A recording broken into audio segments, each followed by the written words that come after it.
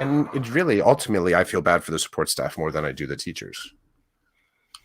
I feel bad for the support staff more so than the teachers. I think teachers in general, like I said, they walk in with a pretty healthy ring of keys that unlock actual doors, unlock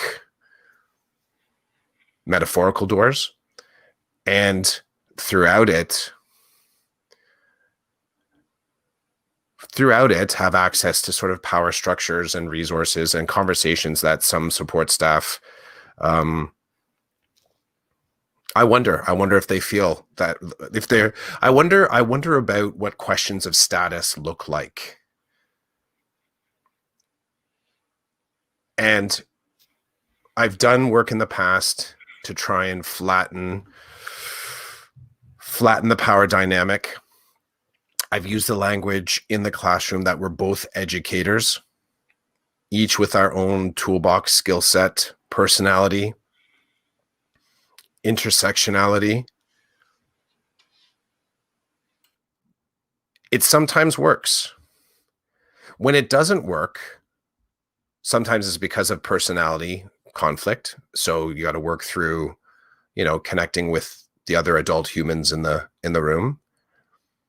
But other times it's the things that aren't said and sort of coordinated in schools. And sometimes gray zone leadership. So when it comes to, let's say, the spaces that teachers and support staff collaborate in, sometimes it's pretty gray as to who's leading the common team and who's leading those two individual teams. It's my understanding that any of these sort of the movements and the scheduling that support staff are involved with is primarily the responsibility of the admin. And I guess admin can assign that duty to someone. But I always wonder about how clear that's expressed. So, for example, if a support staff was not flourishing in a classroom, would they have to ask to change out of that classroom with the teacher first? Would they feel compelled to ask the teacher first? Or could they go right to admin and be able to say, you know what, I think that my skill sets would be better placed in the grade 10 learning strats classroom as opposed to the grade 9. Because I think of the flip side is that's kind of like what a teacher would do, right? Like if you actually felt that it happens. You get at many schools. I've always had the opportunity somewhere around in the staffing cycle to be able to self-advocate and say, you know what, I'd kind of like to be a part of this department next year. Here's what my experiences are. And I'm only now, as I'm sort of connecting these dots, wondering if support staff get the same, do they get the same platform to self-advocate? And if they don't, I can start to understand how this might be just one of many keys that aren't on their key ring. And I would think that would have an emotional impact, that would have a wellness impact, that would have a respect impact on an individual. If that's because I would feel like I would think like you would feel like you weren't integrated into the educational experience of the students of the classroom fully. That's a meander. Welcome to Decoded Podcast. Season 4, Episode 14. Season 4, Episode 14. I like a lot of what you said, and I was reflecting on my experience as a teacher as you were talking about the power differential, if you will, between a teacher and an educational assistant. And I remember when I first started teaching, I'll never forget, like you said, you're given keys. You're told these are the keys you need for the building. This is what's going to get you in and out of the certain rooms. And here's your classroom. And here's Miss whatever. It's usually a lady. It has been my experience that it's been a lady. Um, In the there- office, like from the office, or oh no, like my EA oh, the or EA. Okay, the EA responsible for a particular student in my class. gotcha. This is Miss So and so. She's going to be in your room to assist primarily with this particular student or these particular students. And then you just kind of, you're standing there and you don't know what to do, right? Because you've never done it before. And you're green, and I'm gonna come at this from a new young teacher perspective. You're relatively young, so you may not have a lot of life experience, and now you're dropped into this position because you have the qualifications, and you impress somebody in a way that they decided to hire you. Mhm. And then you're in this room with this person who's been doing the job for a ton of years, you know, all kinds of uh, tools in their toolbox, and they got all kinds of tricks for the trade. And there's two ways to deal with this. You can either pretend like you know what you're doing and start barking orders, or you can show some humility, right? And be like, okay, well, I'm going to start here. And then you say to this person, well, we're working together, so let's work together. You tell me what you think, and you get you collaborate, right? In the truest sense of the word, you collaborate. You both bring what you have to the table, and then you take a look at how that will work with the job that you're trying to do. And over the years, I've seen EAs that I've known look at me and be like, geez, I got to go work in that room. That person just walked in and they think they know it all. And I've also seen the flip side where the EA will be like, I'm working in that room and I'm having a great time because the person's open to hearing me. They value what I have to say. They value my experience in education. We're collaborating, but they're giving me like a leadership role, and they're showing me respect based on my knowledge, skills, understanding, my street credit. Mhm. I've seen both. And, uh, I would like to say, and I would like to think, as I look back on my career so far, working with other people and having educational assistants in the room with me, I would like to say and think that I can't remember a bad working experience with an EA. So, and I'm not talking like a supply EA for a day or whatever. I'm talking about me and so are working together every day in this classroom until June. I cannot think of a time where I did not want to work with the EA that I was assigned to, or they were assigned to my class. It's always been relatively harmonious. I've always come from a position of welcome to our classroom community. It's yours as much as mine. And let's see what we can do together. And I've been blessed to have like 98% of the people I've worked with as educational assistants will come in and will do their thing. They don't need me to micromanage them. I have no interest in micromanaging them. They just do what they need to do. And, sometimes they'll say, hey, can you clarify? You taught this lesson and this student's not where at that level. So can you just clarify what angle you need me to come at them from, type of thing? And I'm like, yeah, of course. So, you have this is what I want him to get out of it. What do you think you could do to make that happen? And then we're all off to the races. Most of the time, they see what we're doing and they adapt the activity or the idea to meet the child where they're at. And then I roll around, we talk about it. You know, I'm very, I've always been very appreciative of what they've done. So even, if they're off in left field and they're totally out to lunch, and I mean that respectfully, they didn't read things right, not physically read it, but they didn't infer what to do based on what I was doing. I always just say, I'm really sorry. I didn't provide you with the guidance you needed. This isn't what I wanted the student to work on, but that's on me. So let's shift gears. Like, it's always been that type of thing. It's never been, you didn't do this or you need to do that. I've never had to do that. I never want to do that. And I have always recognized the experience that they come with. And it's been very rare that I've worked with an EA who's brand new to the profession, which is really weird because obviously they have to start somewhere. They have to be new at some point. I know once or twice over the years, I've had people walk into my room, say, "Hi, my name is so-and-so. This is my first day as an EA." And I'm like, "Oh," and I'm like, this is rare. And it's interesting because they'll say to me,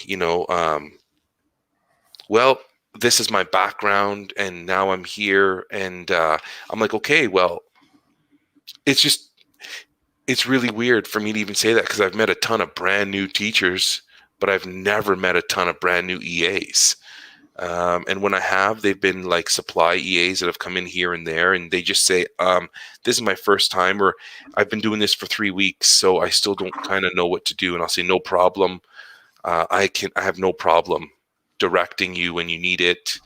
And then I'm cognizant of that. So when I do a lesson, I will go to the EA and I will say, okay, this was the lesson. This is the idea I want this student to get. Can you please assist him or her with that? And then if they're getting it, can you help me like circulate the room and help other students? So it's never, I understand the power. I understand there's a power differential. I understand there's a pay disparity as well. They do a lot of things that are not pleasant, and they are not paid what they are worth, in my opinion. And that's always been something that I've been aware of, that I try not to.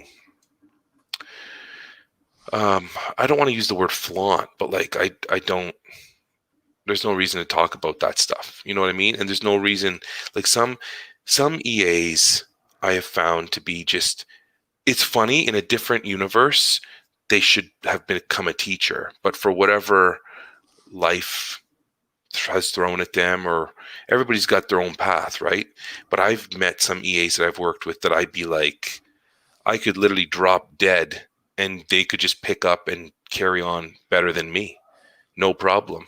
Right. And it's almost like there's some of them are starving for that. They want that. And I've seen some EAs go to teachers college, become teachers, and come back and teach in the school board where they were EAs. And I think that's fantastic. If you can pull it off, you should go for it. But before we went on air, you used the term colonial. And I think you were using it around people just walking in, barking orders and taking over. And that's kind of like the colonial way to approach a situation or an experience. And I've rarely ever been like that. The only times I've gone colonial on people with power is when they put me in a corner where I feel like I'm being told what to do, but I'm responsible for the end product at the end of the day. I don't do well with that. I do very well with working with other people. Like, if you want to collaborate, let's do it. But at the end of the day, I am responsible. So if something goes wrong and we go to the principal says, what happened here? And I say, oh, my EA made a decision. She shouldn't have made that decision. They're going to look at me like, what's your problem? You're responsible, not them. And actually, it has happened once, and not in a bad way. So I was told, the staff were told not to do something in particular. And then I found myself with my class in a position where we could engage harmlessly in this thing that we were told not to engage in. And I remember my EA saying, well, it's right there. Let's just do it. It's no biggie. I mean, we didn't plan on doing it, but here it is. So let's just do it. And I said, yeah, let's do it. And we did it. And then I got in trouble for it. But I didn't sit in front of the principal and say, well, the EA told me to do it. I knew full well that the class is my responsibility. Those students are my responsibility. When the EA said, hey, let's do it, She didn't. She was like, let's do it. And I did it. And then I got in trouble for it. But I never once thought, well, I'm going to blame the EA. It's ridiculous. They're not responsible. I am. But I could imagine there would be some teachers that would say, well, they told me to. And then there's one of those tough conversations you have to have, right? That might not be so comfortable, but you're going to have to engage in them. So I think there is power differentials, just like between the teachers and the principal. We don't always like the decisions they make, but we are to follow them, especially if we're told this is what you're doing. We've been given direct instruction. We're supposed to do what they tell us to do. And if we don't, then we're insubordinate. And I don't know about your union, but mine has been very clear in saying if your principal asks you to do something, you do it. And if you feel like it's wrong or you shouldn't be doing what they asked or it's going against the collective agreement, then call us. But do what you're told to do, and then call us and we'll talk about what happened and how we move forward. I posted something on Twitter the other day that spoke highly to kind of what we're talking about and the importance of building relationship. There's a book I'm reading, and it was a quote right at the beginning of the chapter, and basically it was around relationship and rules. And it goes like this: rules without relationships inspire rebellion. And I've seen it, and it's the person who said it is Josh McDowell. And it resonates with me. It resonates with me a lot because I don't know about you, but I've worked with administrators who I felt did nothing to build relationships with their staff and had no problem creating all kinds of rules and expectations. And I remember a lot of us thinking, that's great that you just created those 10 new rules. We're not interested in following those rules. And we're not going to go out of our way to follow them because you decided sitting in your ivory tower that this is what was going to happen. You don't know us. You don't know our context. You're not trying to get to know us or do anything with us. So it's not happening. The same thing goes with a class. And I would argue the same thing goes with the teacher EA relationship.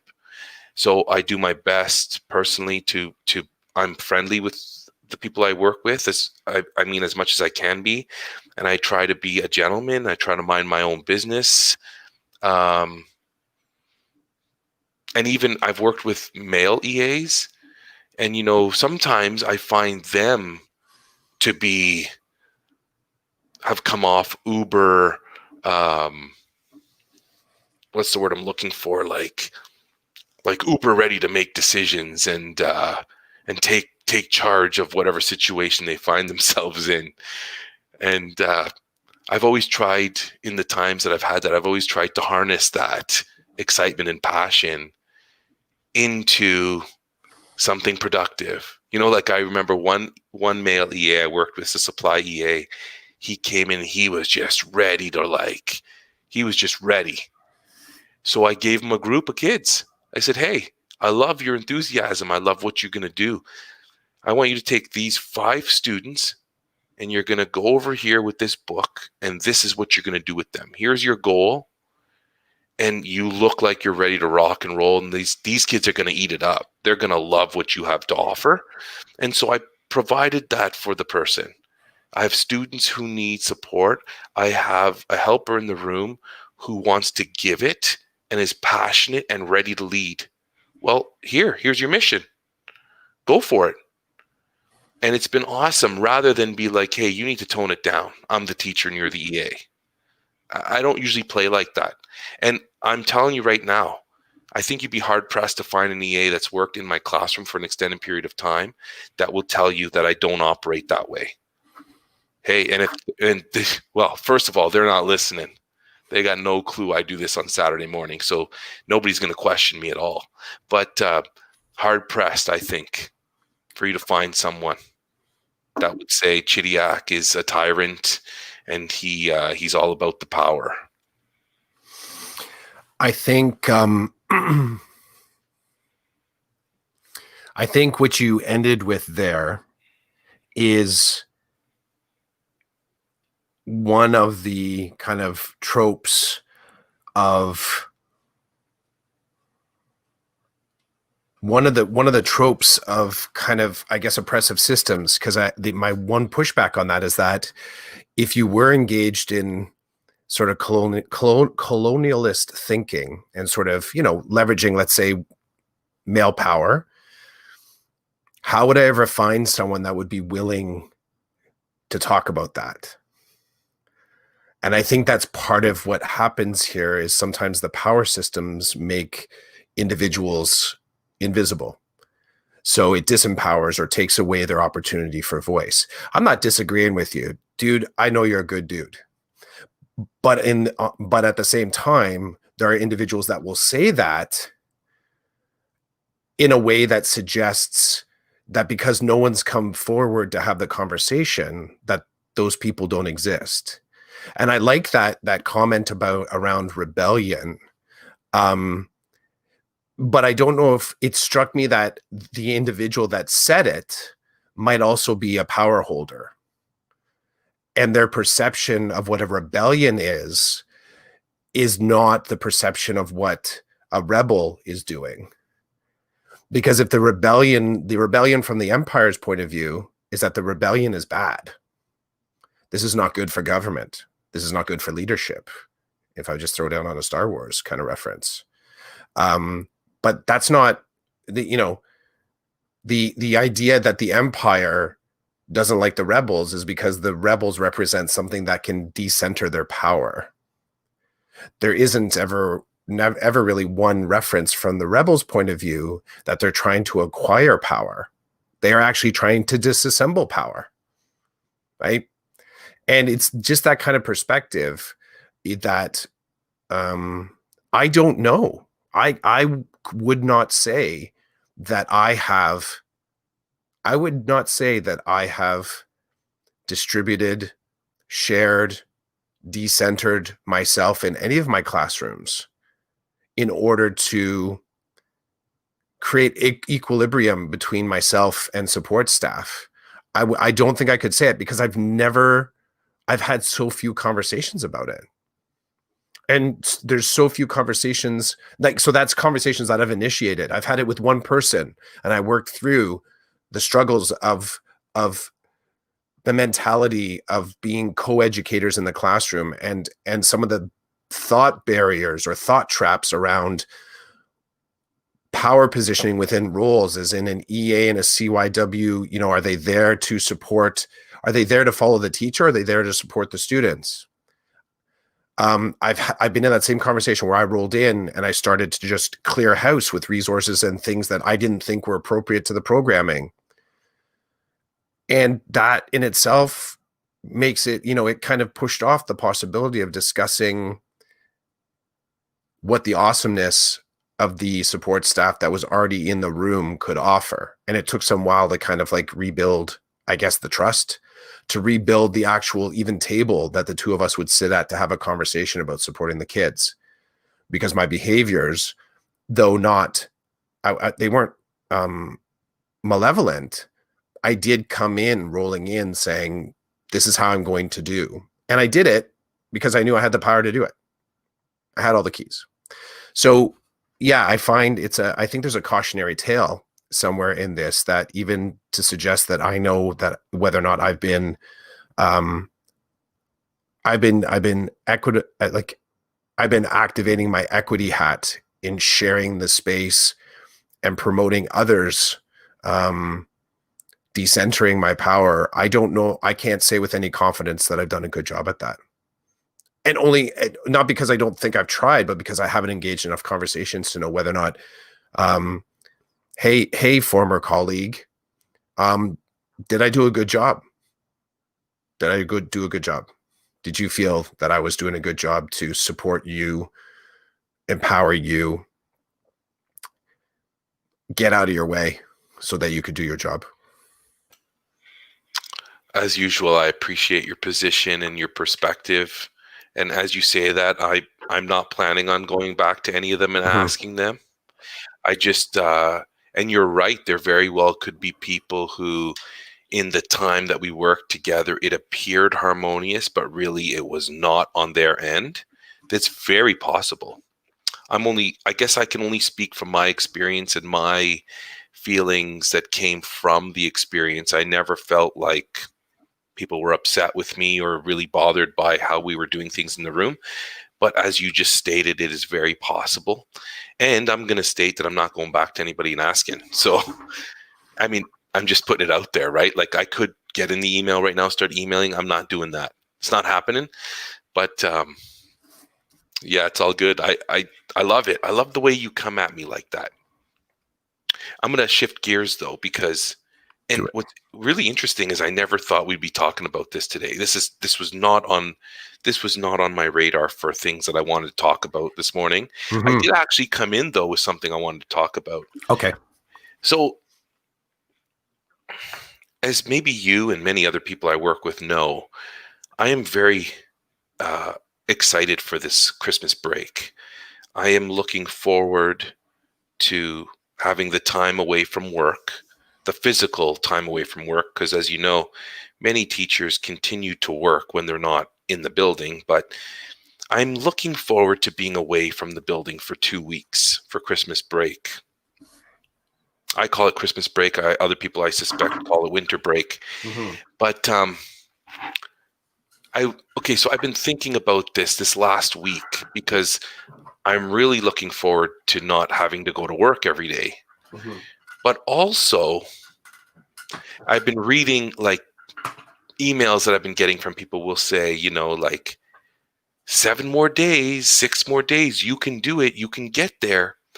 And I thought to myself, okay, what happens when I get there?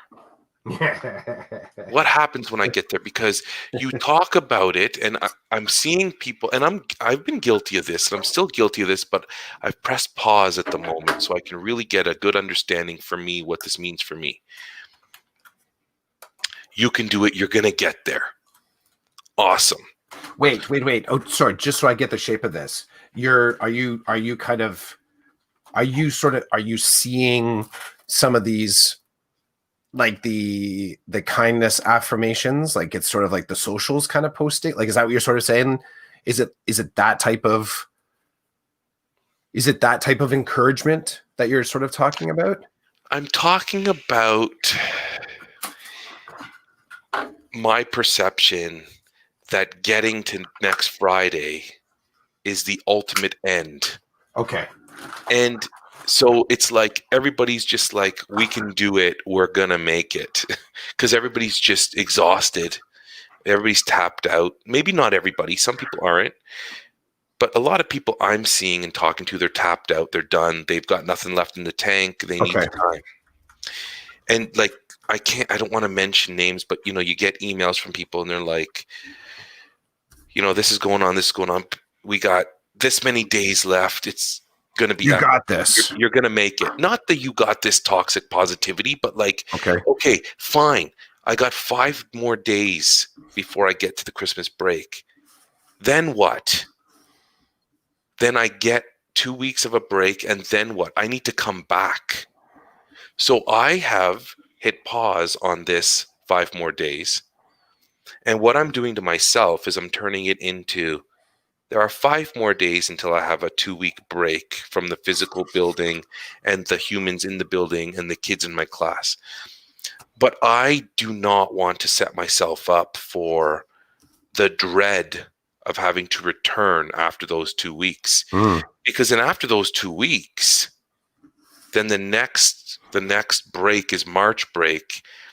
And it's a kind of a long haul from January to March. It doesn't sound like it, but it is a long haul under the circumstances we're operating in. So I have decided that it's funny, I'm retooling and reshifting to consider that I am excited for the break that's coming because I really am excited for I plan on reading.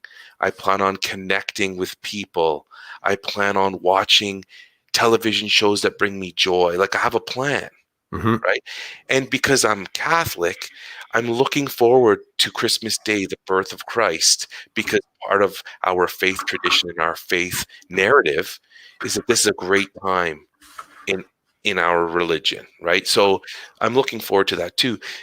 But I'm also now these next 5 days, as I prepare to shut things down, I will also prepare to turn things back on.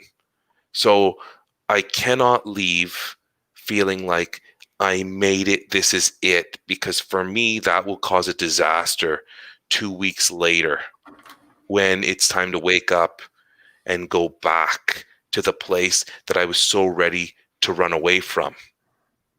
There is no end. It is not an end. It is a break. And I'm worried. This is me talking now. This is me and my neurosis and all that.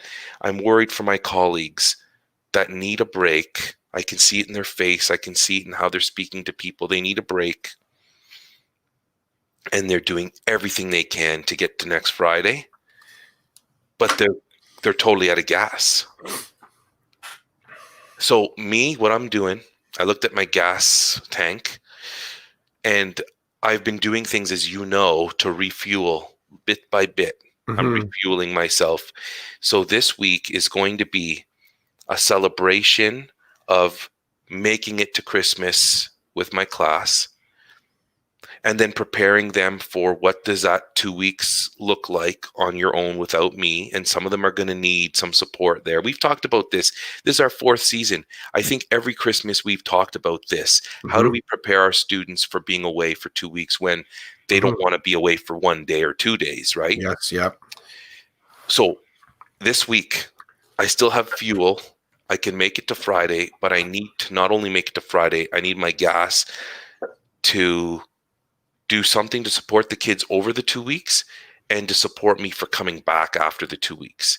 If I can do that in the next 5 days, I'm going to be on my 2 week break, and it's going to be golden, because I know in my head, my kids are as good as they can be with me, and I'm ready to rock and roll when we get back to work. But I truly have a concern that I've never had before, because I don't think I've ever been this exhausted before. I don't think I've ever been this I don't think my nerves have ever been this fried before. They're raw. Everything's raw. But I still have some fuel. And so I'm purposely going to use my fuel. I have a mission this week. I have a goal. I will meet my goal. I hope that I will provide my students with some ideas and some pathways to keep them from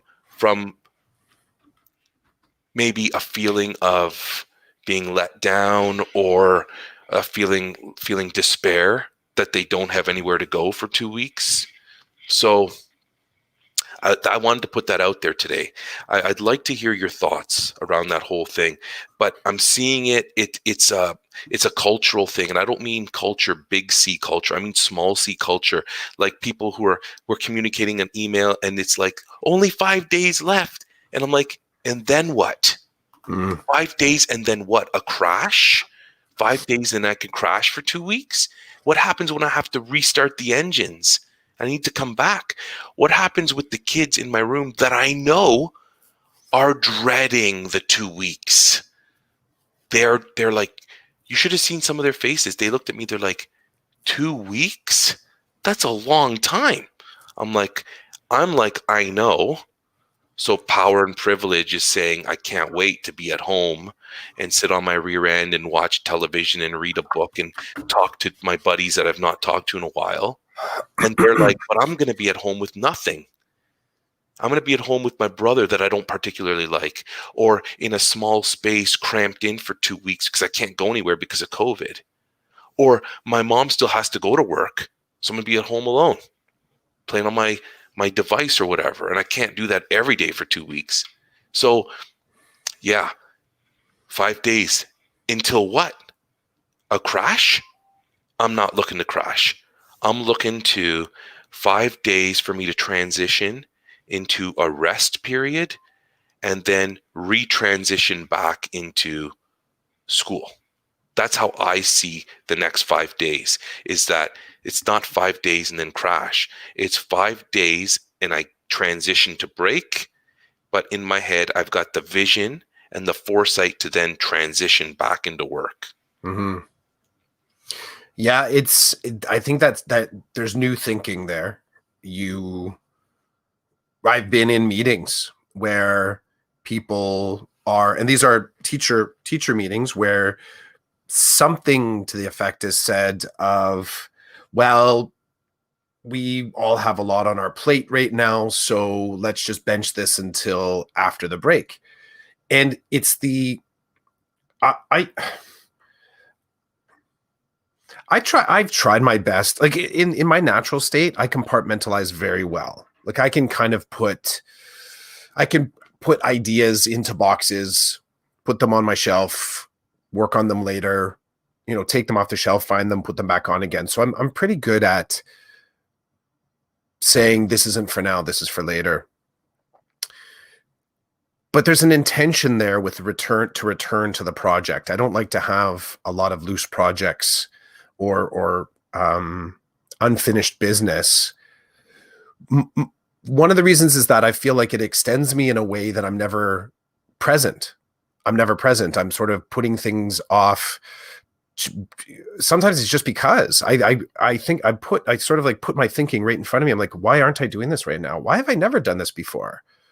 Like, what's the actual reasoning here? And sometimes it's just at the heart of it, the belief that I'll have time to do it later.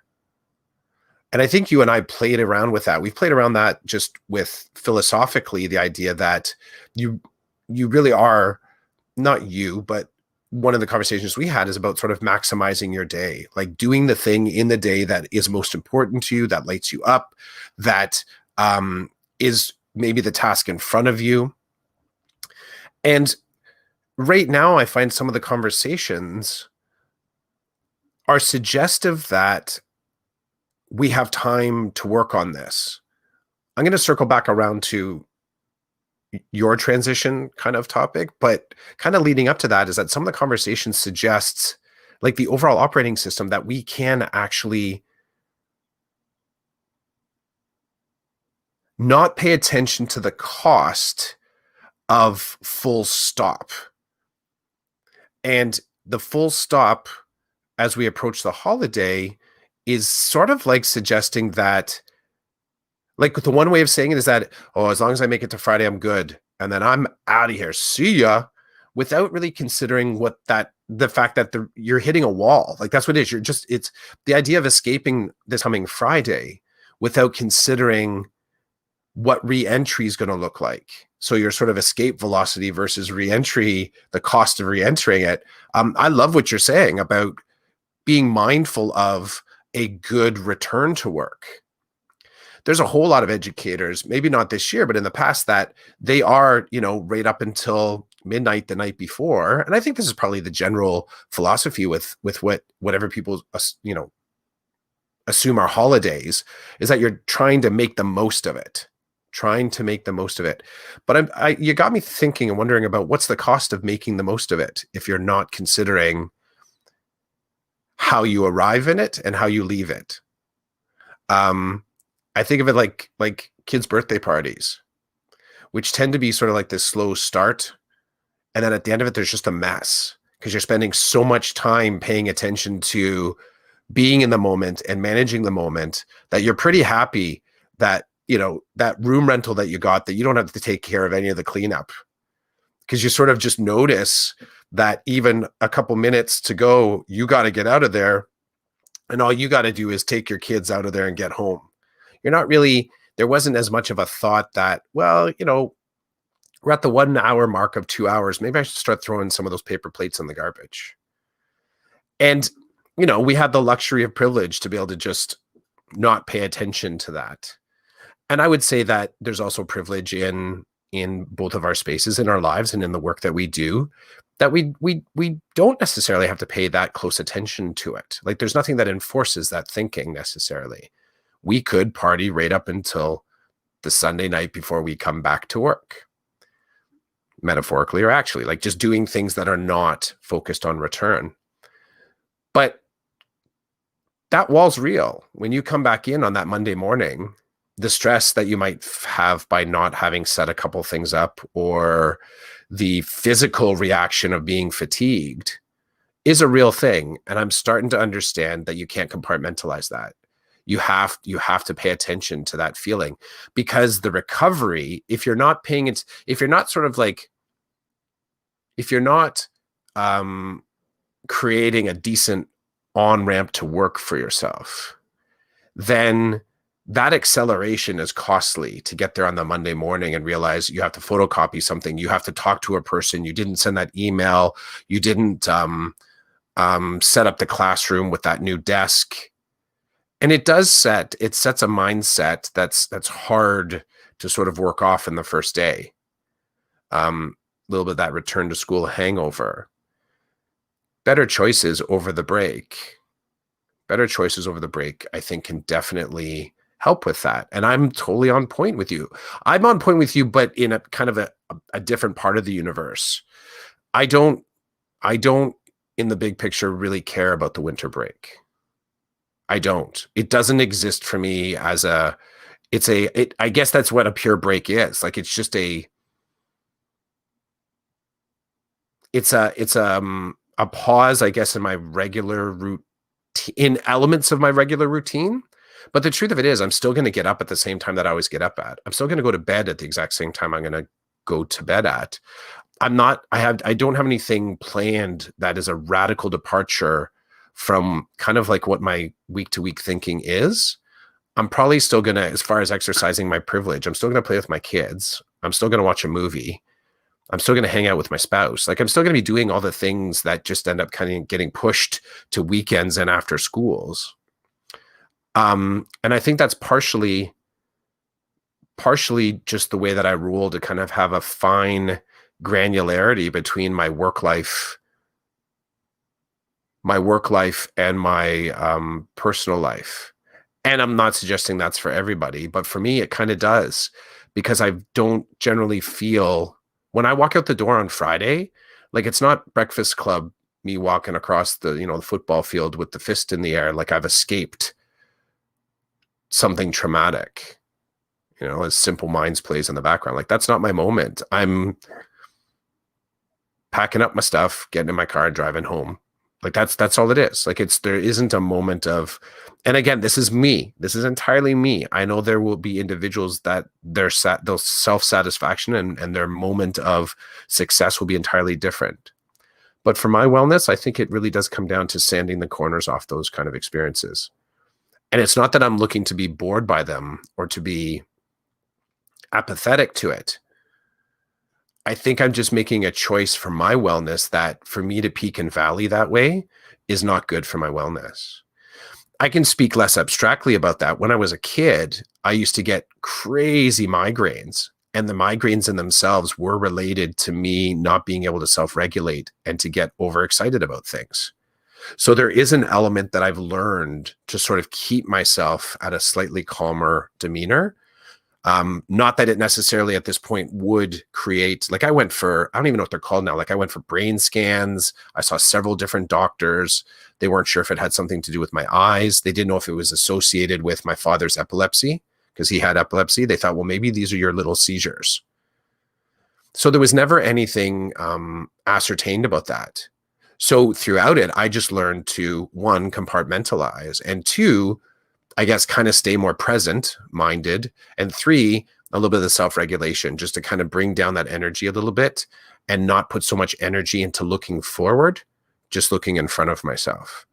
So I really appreciate that sort of a comment about figuring out a way to move the thinking that I'm going back to work into somewhere of the mid zone of the break, so that when you arrive at Sunday night or even Monday morning, that you feel like you have some acceleration towards what the next thing is. You're just in a good way arriving at Monday with access to the toolkits that you need, the resources that you need, and the mindset that you need.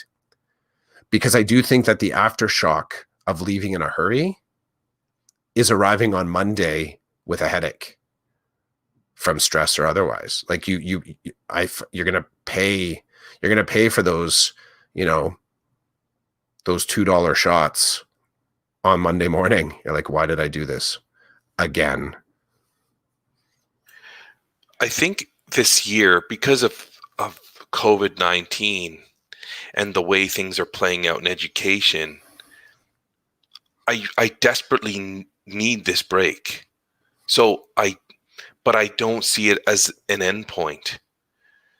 It's not an endpoint until I get to the end of June. When I get to the end of June and these students are no longer under my care and everything, that's the stop for me. Unless something weird happens in education and we don't stop at the end of June, for me, that's the end game. That's the end game for me. That's the end goal, to get to the end and have gotten through this school year successfully. This break, I need it, I want it, but it is not, I'm not going to let it trick me. It's not a mirage. Like it needs, I need it. I want it. How does it, and I guess and you've kind of mentioned this, and I think you've actioned this as well, is how do you embrace, and how do you demonstrate the purpose of that break? And how is it kind of integrated into sort of your whole self? How does it not just become a stoppage of work? How does it become that opportunity that you're saying you need? Because I hear it, like the stoppage of work is for some people a necessity.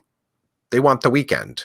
That's why the weekend's popular, because their perception is that it's a stoppage of work, which I'm going to guess is a stoppage of the demands on you to do work. Sorry, formal demands on you to do work. Truth of it is, we still do work, still kind of chip away at it.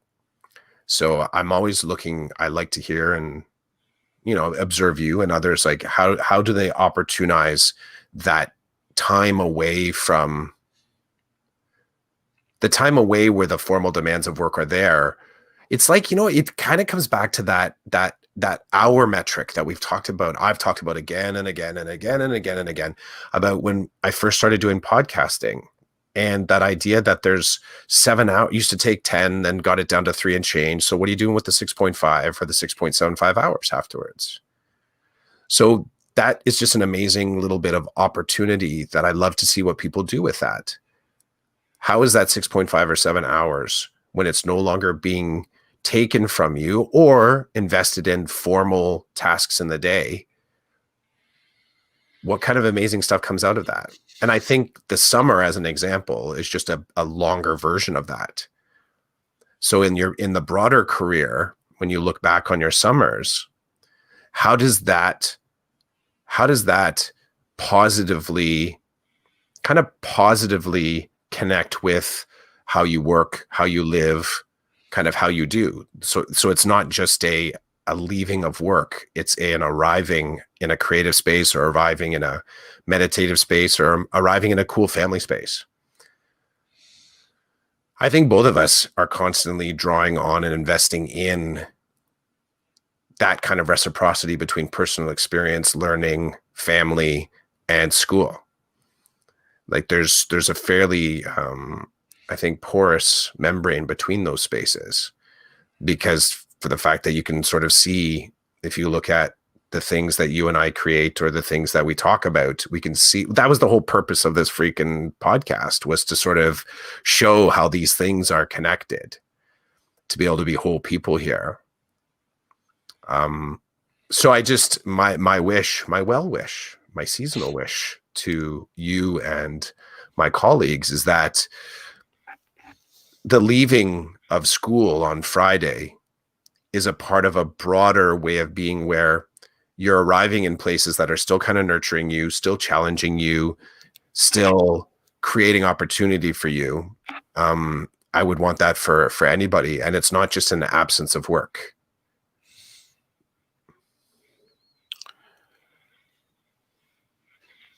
Happy holidays.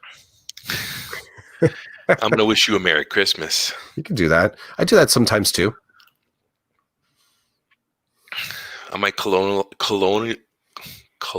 It's a hard one to say. colonializing you when I say Merry Christmas? I don't feel that. Some might. I don't know if I can understand that. I don't feel the pressure and sting of it, I guess. I don't that's a great question. Um, and I know others have unpacked that far clearer than I would ever be able to. I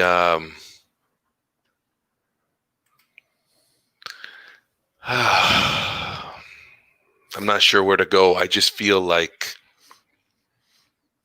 you're right. I mean, me walking away from work on Friday, it's not getting shut off. It's simply, for me, it's the motions, right? Like getting up in the morning and having to do certain things, and then going to work and having to wear a mask all day, and having to deal with particular things at work that only I have to deal with at work, like those things. And Mhm. they call it a break, and it will be a break.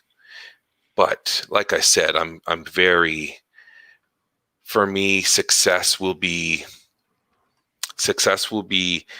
how my transition to rolling back in. That's how I'm going to measure my success of this time away. Mhm. The ability to roll back in, and of course, when time comes, um, I'm not going to be like, I don't think I'm going to be excited like to go back. Some people are totally excited. I'm not going to be totally excited because I will just have spent amazing time with my family and in my home, and doing things that I might not normally give the time to accomplish. But it's part of the process. It's part of the process. So I guess I don't want the high of leaving to be so high that the low of returning is devastating. I would rather just leave at an equal level and return at an equal level. Mhm. And I think I'm doing that in my head. I'm preparing myself for that. And to be honest with you, this week is going to be it's TBH. it's going to be, I really am. Monday morning we're going to have a classroom meeting, and I'm going to say to the kids that they can communicate with me digitally or by paper and pencil, um, how they're feeling about leaving for 2 weeks. And then, so Monday, hopefully I can accumulate data on my kids and what they're thinking. And then Tuesday and Wednesday, I can prepare. I can consider ways of preparing some type of support for them. And then Thursday and Friday we'll continue. That's the other thing too. It's like business as usual. We got things we have to get done. We have stuff that, I mean, more than ever, I'm behind this year because it's so slow to do everything. But we still have things to do. So, and again, for us, Christmas isn't all Santa and gifts, right? It's Jesus being born. We're preparing for that. We're in Advent, which is awesome because my students and I made a really cool video yesterday that is part of our preparation. It's part of our building relationship and having fun and being aware of our faith.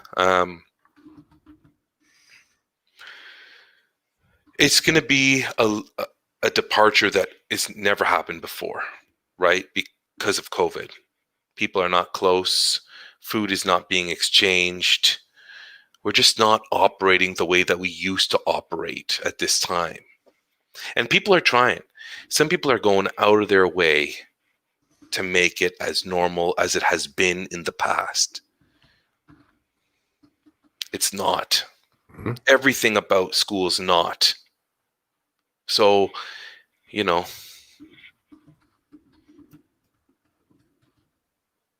they say focus on the relationships. And I've been doing that. Did I tell you I got a new student? Well, Maybe. it may have popped up in like the millions of messages that we exchange a day, but Mhm. new student started, Yes, I remember. I remember now. new student started last week, and changed the dynamic a bit in the room, but he seems to be fitting in fine, and he's laughing at my jokes, so that's always a positive thing. That's handy. That's handy. It is handy. It is. I like it when people laugh at my jokes. So is that it for us today, Christopher? I think we did good. Do you have a picture? Did you draw anything? Oh, I did. It's the key, the DCP key. I love it. That's a cool pick. So that's where we're at. That's where we're at. I'm gonna go take some photos today. Okay. I've been thinking of carrying. I borrowed a camera from the school, and I haven't actually even used it for what I said I was going to use it for. So I think today in my we're going to do some running around. I'm just going to play with the camera. It's not. It's funny. It's not the camera that I would like to have, because I've done a little bit of research on what I would like to start doing with photography. But I also recognize that being able to borrow equipment from my school to practice is really cool. Like, that's really cool. And I have to I have to bring it back for Tuesday or Wednesday, I think. So it has to be back before the break. So I want to play around with it a little bit this weekend. Well, have fun, enjoy. That's the camera you were telling me about. You said you had a camera. Yeah. I said, is it yours? And you're like, I'll tell you the story. You never told me the story. Yeah. What model is it? It's the Rebel. Yeah, it's a Rebel T1i. So it's I think it's one of the lower level Rebels, but it's also the one that's really accessible for schools. Yes. So yeah, I borrowed it from my from the digital like the photography teacher, our media teacher. So beauty. Well, have fun. Yeah, I'll see. Yeah, so I got the battery charging. I'm ready to roll. See what I get up to. So the next time we talk, we will be in our break. Yes, we will. I hope, if everything goes well. All right. That ominous. That was season 4, episode 14. No sponsors, no ads, just Clough and I. Yeah. And that's it. All Peace. filler. All filler, all the time. Ciao, See ya. man.